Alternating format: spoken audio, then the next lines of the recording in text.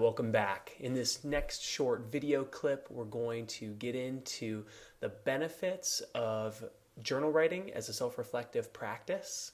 We'll talk about the mechanism of action, how it works, and then I'll give you some tools and exercises and tips to get started with your own journal writing practice. Okay, so let's start off with asking the most logical question: why journaling? Why am I giving you this practice?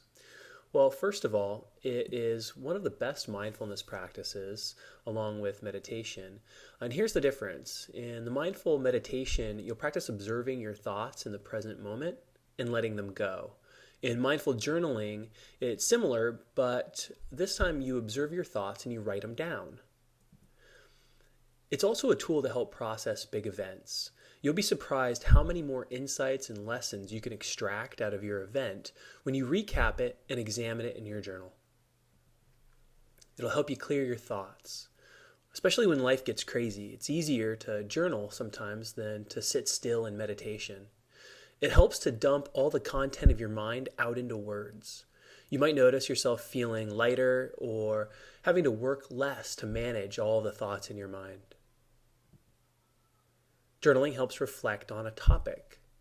Sometimes you're not sure about your opinion or beliefs on a topic until you've started writing about it.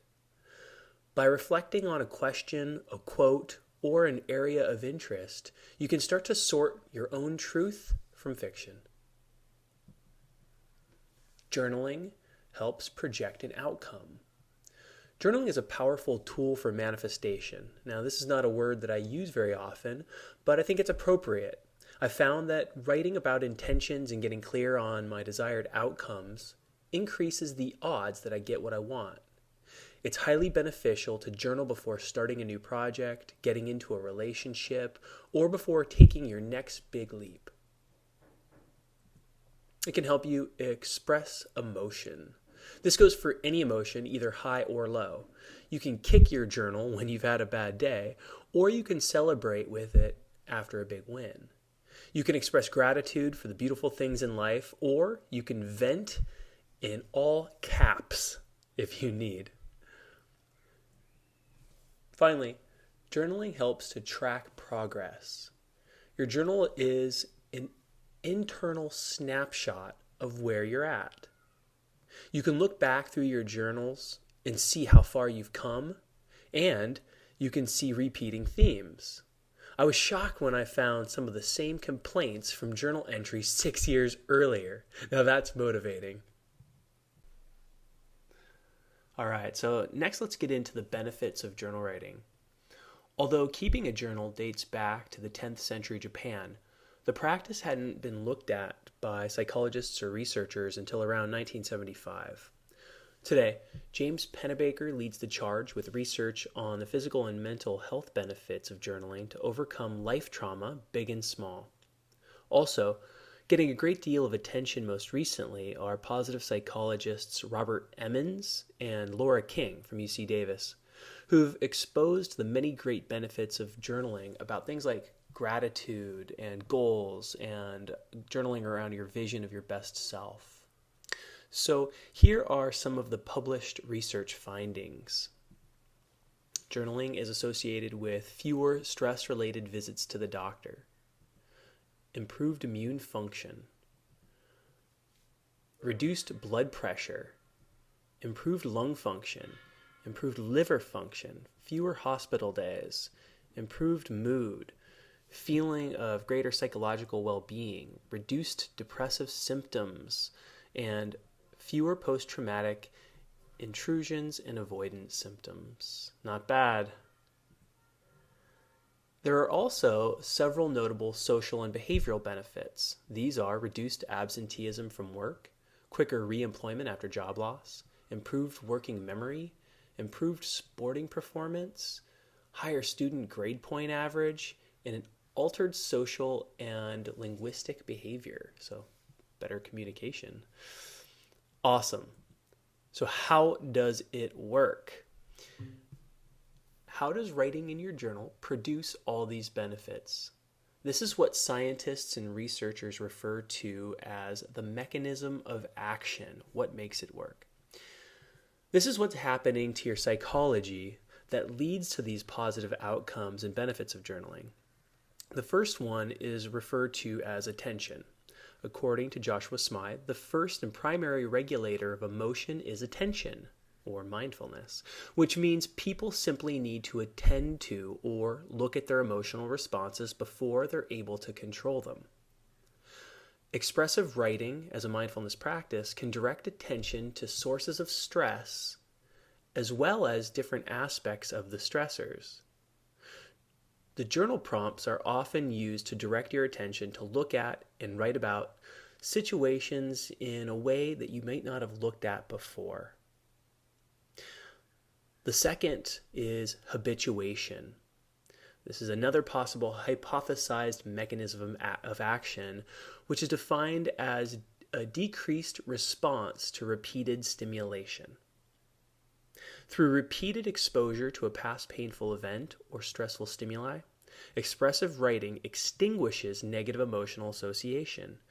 This suggests that by continuing to write about a past event, we actually wear out the old memory or extinct the negative emotional response to that traumatic memory. Awesome. The last one is cognitive restructuring. According to the research by James Pennebaker, it suggests that by writing about a stressful subject, you can develop a deeper understanding of the event and the emotions it generates, which helps the brain to digest the information and come to terms with it. When a traumatic event is analyzed through journaling, the brain turns it into a story that it can make sense of and store more easily. So basically processing. So that's how journaling works. And you can find a lot of that in the book, The Writing Cure. So let's get into some exercises. Enough of this science, huh? So here are some of the different ways you can use your journal through the mindfulness-based coaching process. As mentioned, you'll have a weekly prompt that encourages you with questions and concepts to explore on a topic related to personal growth and improving your well-being.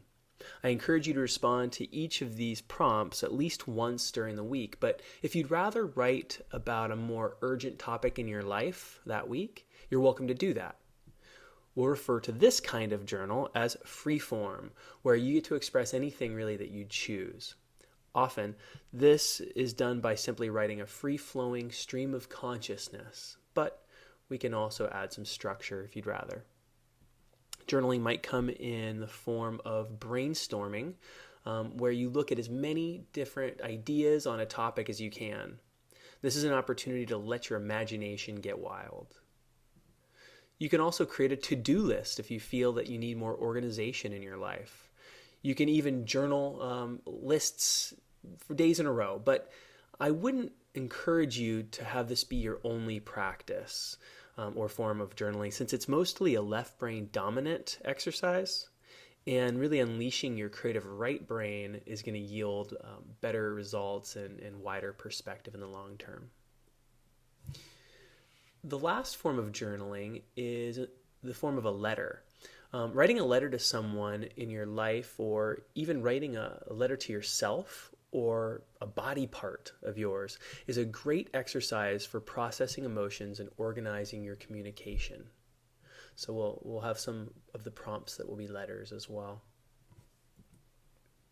So let me now give you a few practice tips to get you started.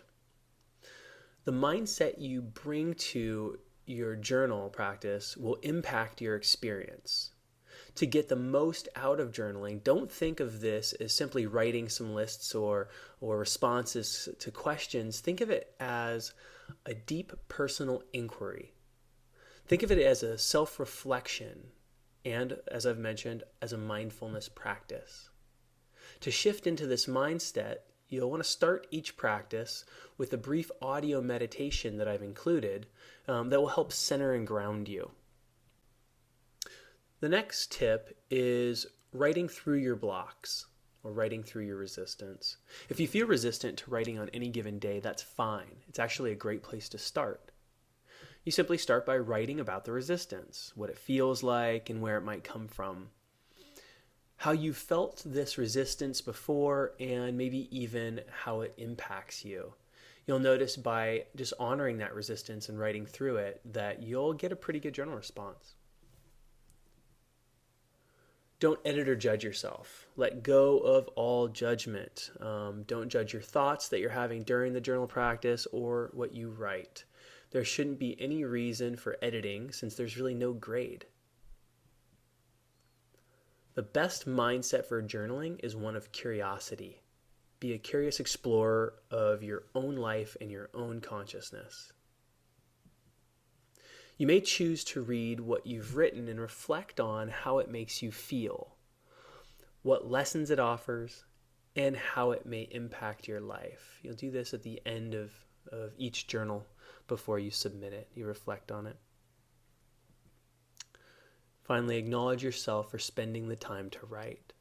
Pause before you bring your practice to a close and simply thank yourself for taking the time to learn and plan and grow. Okay, let's talk about how to build your practice. Like exercise, most busy people need to schedule time to devote to their journaling practice. So put it on your calendar, carve out time and commit to it. Committing to the practice the same time every day makes it easier to schedule it and helps turn the practice into a habit.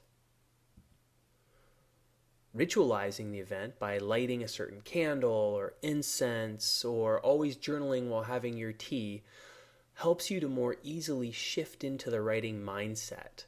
These things like candles or incense are considered anchors and can ground you into the journaling process. Although sometimes you just want to journal until the thought's complete, it may also be helpful to set a timer, especially if you find yourself cutting it too short. I would suggest at least journaling for 10 minutes a day. Finally, create a comfortable space that's free from distraction. This is key if you want to get the most out of the process. Interactive journal coaching is unique to mindfulness-based health and not something you're going to find in any other coaching programs. The best way to keep learning and stay in the coaching conversation in between our sessions is to share your journals with me for feedback.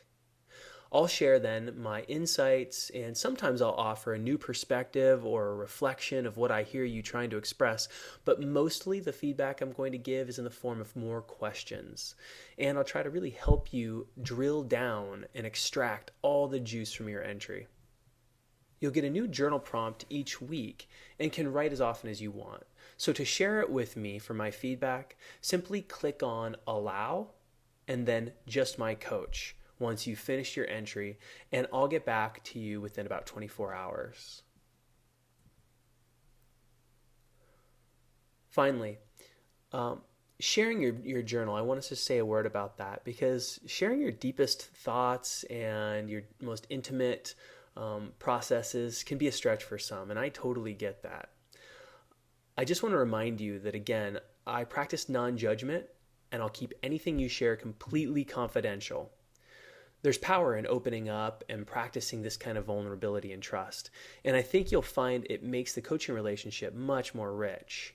That being said, I mentioned before that it's important not to edit yourself or to write for an audience. So if you start to find yourself writing a letter to me rather than openly expressing your thoughts in words, then I'd rather you keep your journal private. It's no big deal. So again, write for yourself, number one.